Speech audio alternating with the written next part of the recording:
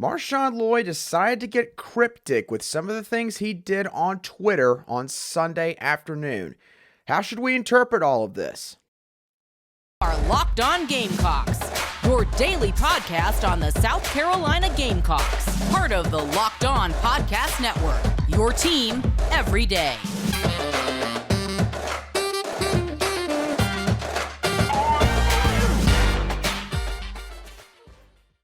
Today's show is brought to you by LinkedIn. LinkedIn Jobs helps you find the qualified candidates you want to talk to faster. Post your job for free at linkedin.com/lockedoncollege. That's linkedin.com/lockedoncollege to post your job for free.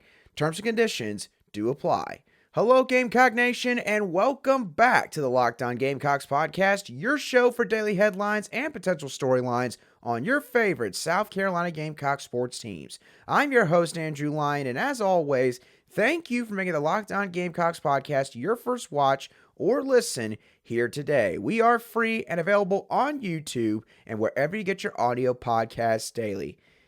And I tell you what, just when I thought one firestorm was just starting to settle down regarding the possibility of Arkansas tight end coach Dowell Loggains becoming South Carolina's next offensive coordinator, now we have another firestorm that has been set off, this time by South Carolina running back MarShawn Lloyd through a few not so subtle actions that he had on Twitter on Sunday regarding a tweet and a notable change to his Twitter bio.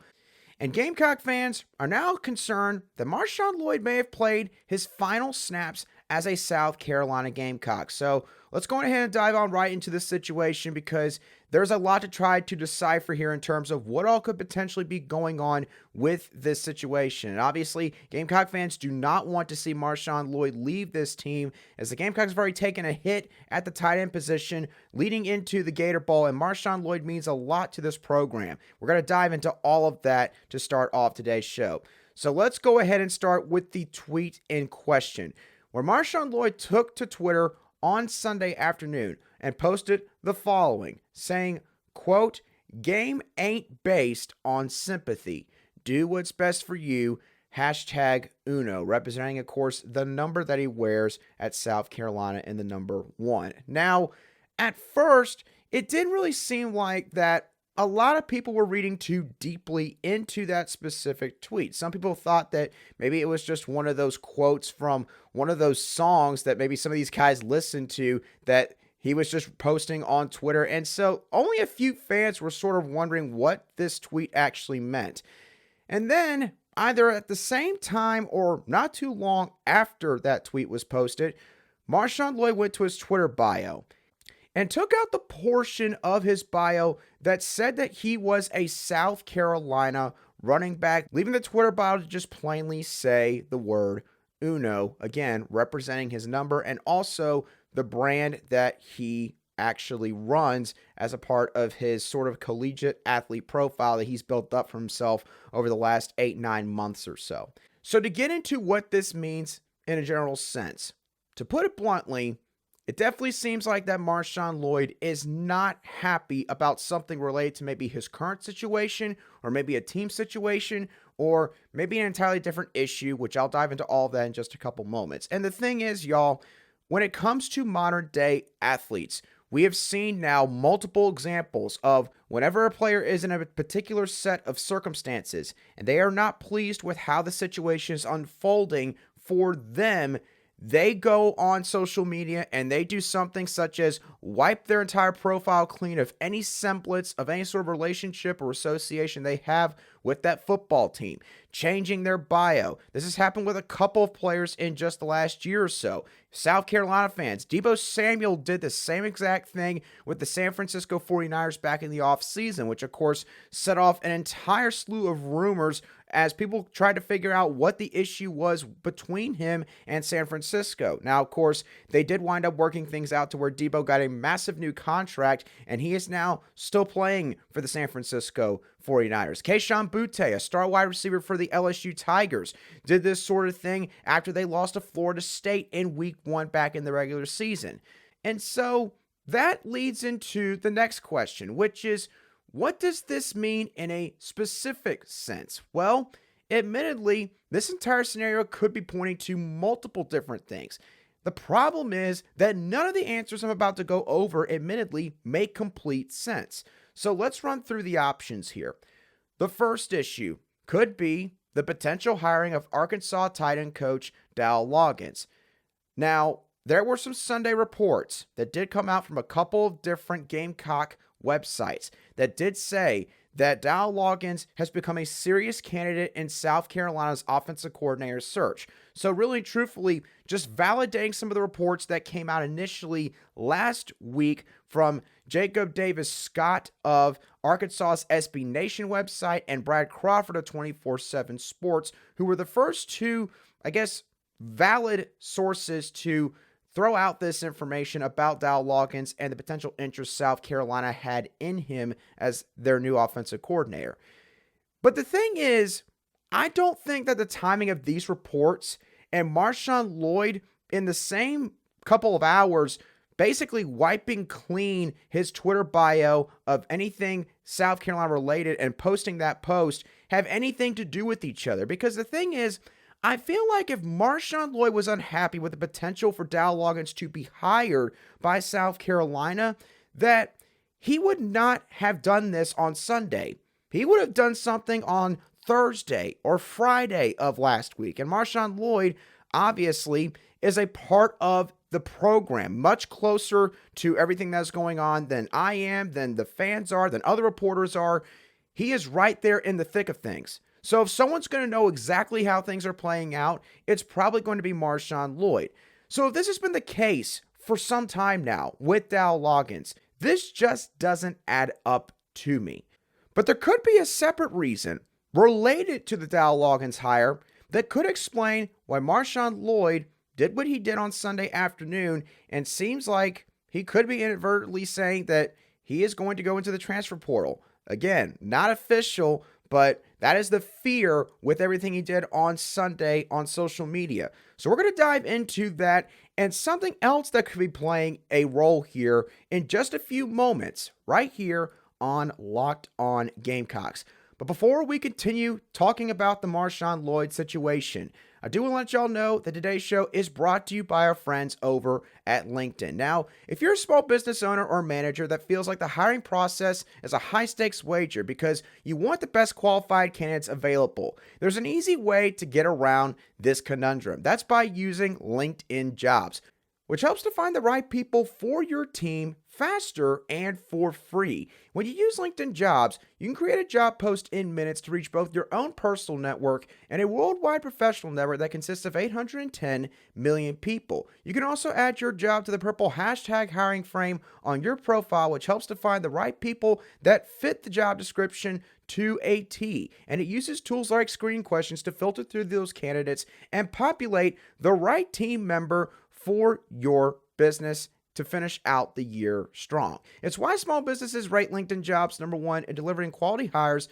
versus other leading competitors in the industry. Because LinkedIn Jobs helps you find the qualified candidates you want to talk to, again, faster. Post your job for free at linkedin.com/lockedoncollege. That's linkedin.com/lockedoncollege to post your job for free. Terms and conditions still apply.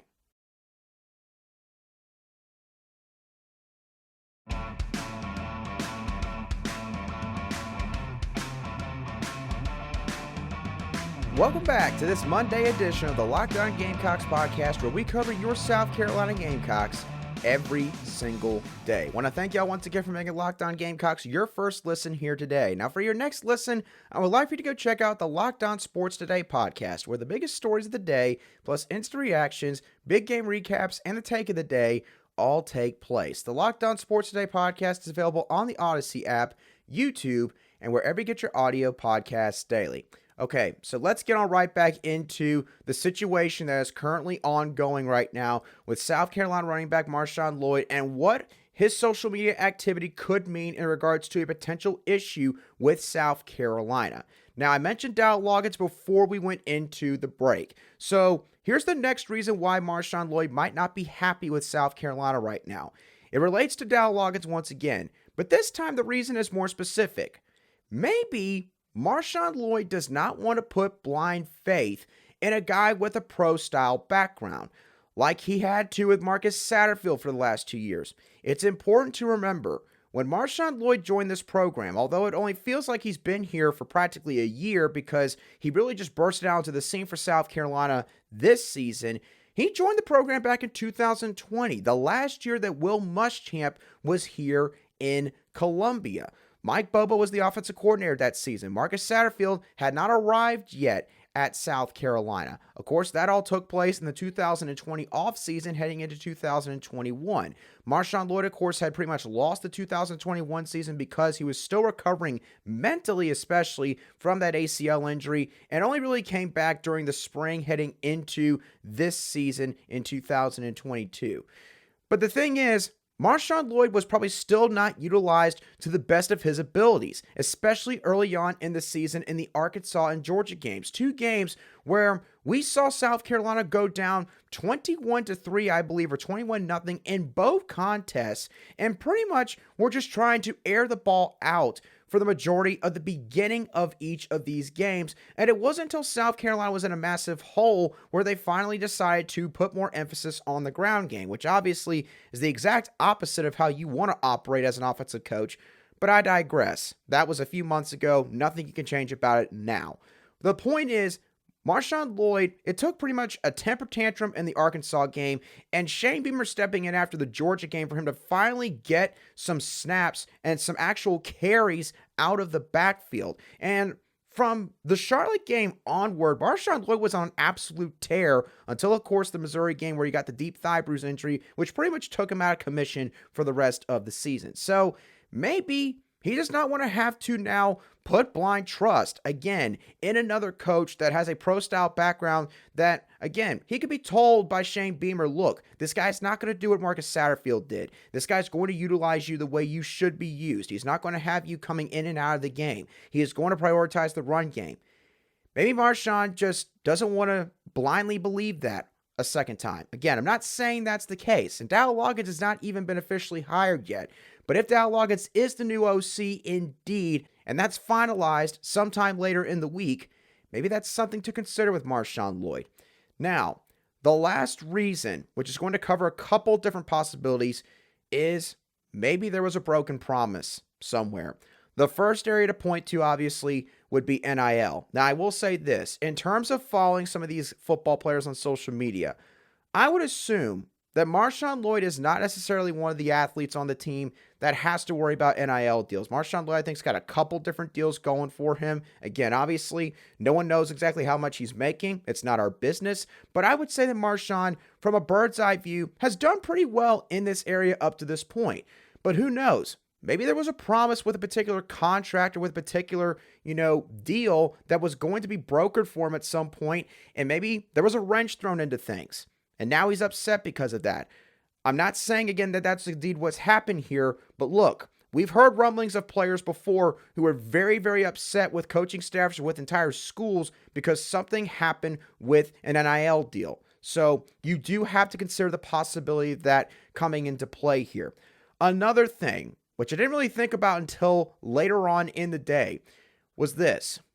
If Dowell Loggains is indeed hired here as the new offensive coordinator, you have to imagine he's going to want to bring in a couple of his own guys. Not saying he's going to want to completely wipe clean the entire offensive staff.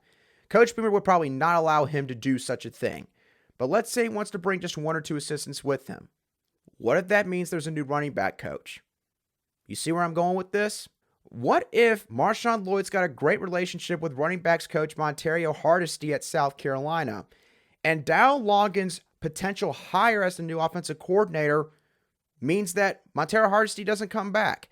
Again, that has not been confirmed by any sources. That is not to say that that is indeed what would happen, but it is a possibility. And look, player-coach relationships can be much stronger than all of us who are outside the building realize. So, if MarShawn and Montario do have that kind of relationship, and there's no guarantee that he could come back for the 2023 season if Dowell Loggains is hired, you could see how MarShawn Lloyd would be very upset about this, especially if he felt like that his coach has done nothing to deserve potentially, being let go in the process. So, I've run through the gamut of all the reasons that could be coming into play here with the entire MarShawn Lloyd situation. But the bottom line with this whole thing is this. There's no surefire answer as to why MarShawn Lloyd has done what he's done on social media. There's nothing that can explain why he might potentially be upset with his coaching staff. Now, do I think that all is lost and that he is not coming back to South Carolina for next season? No, I do not think that is the case. Because if MarShawn Lloyd was not coming back, to be honest with y'all, I think that he would have already entered the transfer portal by this point. I mean, heck, MarShawn Lloyd was quite literally on social media recruiting some other offensive linemen seemingly to South Carolina. Specifically, Javion Cohen, I believe a teammate of his from DeMatha High School who currently, or at least was playing at West Virginia, who just entered the portal recently. Forget his name off the top of my head. MarShawn Lloyd, I happen to notice, deleted both of those tweets as well, which tells me that he was intending on those guys potentially being recruited to South Carolina to come play here. You know, who knows, maybe offer some assistance for an offensive line that's getting to lose some really experienced players up front. So I think that tells you, look, he was completely in with this team just a couple days ago. So what has happened in the last 48 hours, I couldn't tell you. But what I can tell you is this. It is very clear that there is a problem right now. And if this problem with MarShawn Lloyd can be resolved without drastically affecting some of the other plans that Shane Beamer and the staff might have had for this offseason, in my opinion, and probably in a lot of y'all's opinion as well, South Carolina would be very smart to get this resolved. Because MarShawn Lloyd, if he does not come back for next year's team, it quite literally changes what the expectation probably should be for the team for next season. South Carolina has hopes and aspirations to contend for an SEC East title potentially next year. I'm not going to say that they could win the SEC East, but compare them to Tennessee, Florida, Kentucky, Missouri, Vanderbilt, all heading into next year. What it looks like they could return, especially if Spencer Rattler comes back. Y'all, there's a fair argument that South Carolina will be at least the second best team in the East and could be the biggest challenger to Georgia next year in the division.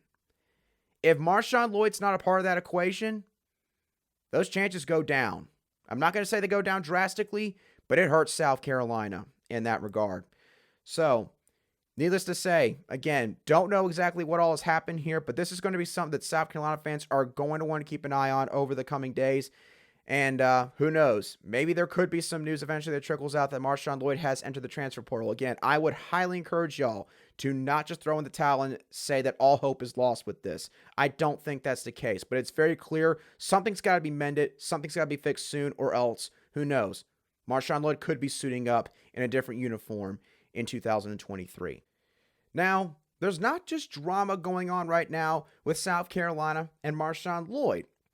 There is also some drama right now regarding the recruiting front for South Carolina. So, what all has happened this past weekend that could potentially change things for a couple of commits and targets for South Carolina in the coming weeks? I'm going to dive into all of that in just a few moments. Before we go through all of these players, I want to let y'all know that today's show is also brought to you by our friends over at Simply Safe. Now, at Locked On Gamecocks, we believe that home should be where you and your family feel the safest, especially over the holiday season. And this season, you could give yourself and your family the gift of peace and protection with the #1 rated home security system in Simply Safe. And right now, Simply Safe is offering Locked On Gamecock listeners and viewers 40% off of a new security system. But this deal is only available for a limited time. Now, what I love about Simply Safe is the sensors that you could put in all over your home. Listen, Simply Safe has got a sensor for quite literally every single window, every single door, every potential entry and exit point in your home. Simply Safe will have you covered. And let's be honest, you can't just worry these days about exterior threats to your home. You've also got to worry about interior threats as well. Maybe some horrible accident that happens inside the home. Maybe some natural disaster that takes place. You need to have your home protected in every single facet. Simply Safe will help you take care of all of that. So don't miss your chance to save big on my favorite security system in SimpliSafe. Get 40% off of any new system at simplisafe.com/lockedoncollege today. That's simplisafe.com/lockedoncollege. There's no safe like SimpliSafe.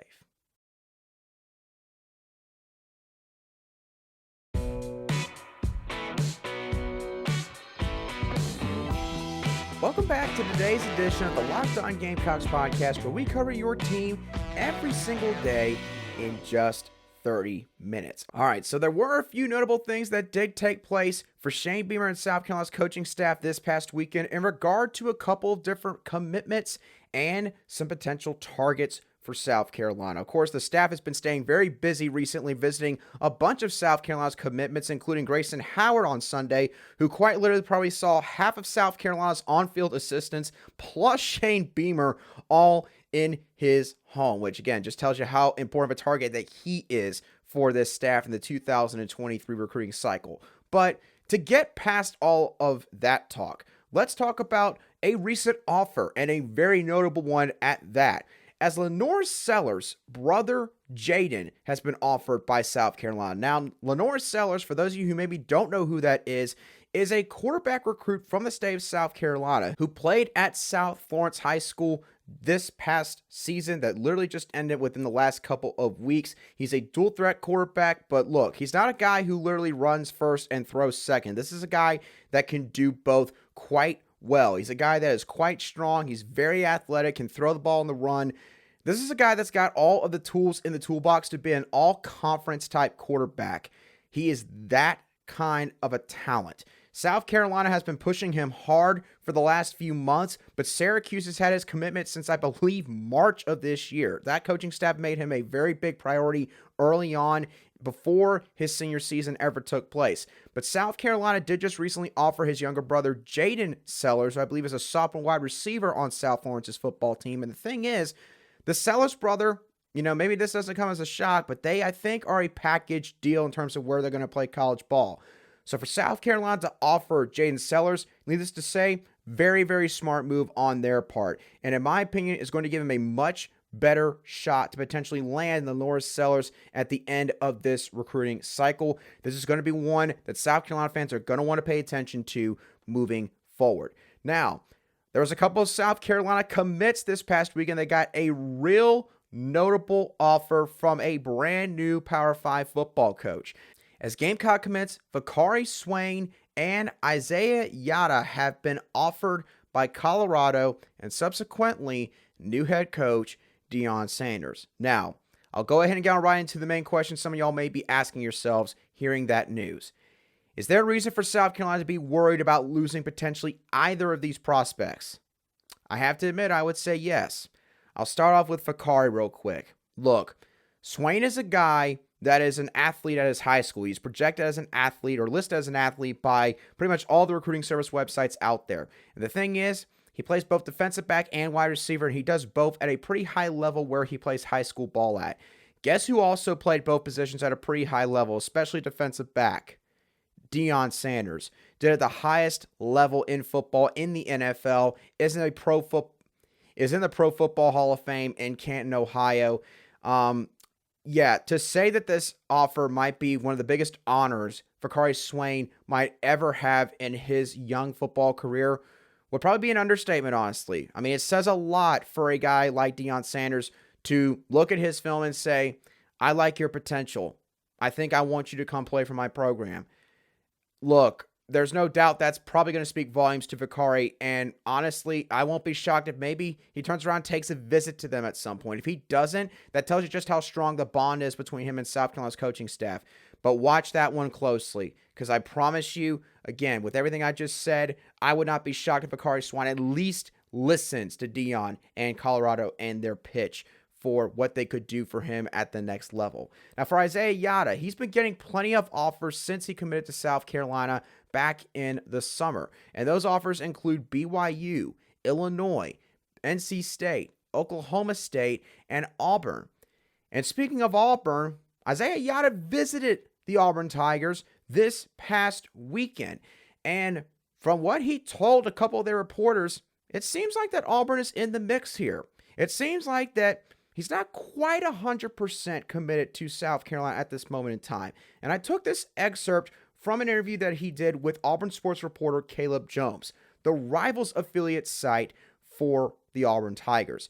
And what Caleb Jones had to say in the article was this. Isaiah Jatta right now has narrowed his recruitment down to South Carolina, Auburn, and BYU. He's down to those three schools. A final decision is apparently going to come before signing day. Now, here's what Isaiah Jatta had to say specifically in response to some of his questions, saying, quote, Auburn's pretty up there for sure. We're going to see what happens coming up soon in my visit with South Carolina, my at-home visit, and stuff like that. So we'll see what happens. South Carolina is going to make an in-home visit this week, according to what was said in this article written by Caleb Jones. And he did admit that he's not sure if Auburn's going to have an in-home visit. But when he was asked if the Tigers have a chance, Jatta ended up responding by saying, most definitely got a chance. So, based on the words right there from current Gamecock offensive line commit Isaiah Jatta, that recruitment is not over yet. It seems like South Carolina is getting some real stiff competition here from both Auburn and BYU, which I got to be honest with y'all, I did not realize that BYU was still in this thing. But admittedly, in terms of the prestige of the offers he has gotten, Auburn and South Carolina are probably the two biggest ones, and BYU's right there as well. So it is pretty clear that some of the programs now are recognizing some of the talent that South Carolina has currently committed. And if there's one silver lining to this entire thing with Vicari, Swain, and Isaiah Jatta, look at it this way. If the prospects that South Carolina was getting weren't really that good, there would probably be no one that would be talking to him at this point. Or at least that would be a fair assumption to make. But because of the fact that both of these guys are still being so heavily pursued by these programs, and I believe a couple other prospects have other programs that are trying to flip them as well, that tells y'all just how good some of these kids are that are in South Carolina's recruiting class right now. South Carolina, of course, would love to keep both of these guys in this class. Vicari Swain, again, can play both wide receiver and defensive back at a high level. I can guarantee you South Carolina does not want to lose him. Isaiah Jatta is a part of probably the greatest offensive line recruiting class in South Carolina history. I promise you, with what South Carolina is losing up front, they probably don't want to lose a talented JUCO offensive lineman like Isaiah Jatta. So needless to say, getting into the home stretch here for the 2023 recruiting cycle, South Carolina's going to have to fight tooth and nail here to both get a couple of these final targets that are on their board while also holding on to some of the players that are currently in their recruiting class. So with all that being said, that is going to do it for today's show of the Locked On Gamecocks podcast. I do hope that y'all thoroughly enjoyed today's show, as always, even though it was probably a painful one to watch or listen to. What are y'all's thoughts about the MarShawn Lloyd situation? Do you think that the problem is something that I did not mention on today's show? And also, what is your thoughts on some of these recruiting battles that South Carolina are currently going through right now? Trying to hold on to Isaiah Jatta, maybe now in a dogfight with Deion Sanders for Vicari Swain, and LaNorris Sellers offering his little brother to try to get the both of them as a package deal to come to Columbia and stay in state. I want to hear all of y'all's thoughts and opinions down below in the comments section. If you're watching today's show on YouTube, you can also shoot me a direct message at @aline_SC, and I'll try to respond to your message as quickly as I see it. Once again, don't forget to make Locked On Sports Today your second listen now that you have listened or watched the Locked On Gamecocks podcast. But once again, y'all, that does it for me on today's show. I hope that you have a great rest of your Monday and a great start to the work week. I'll catch y'all on the next show of the Locked On Gamecocks podcast.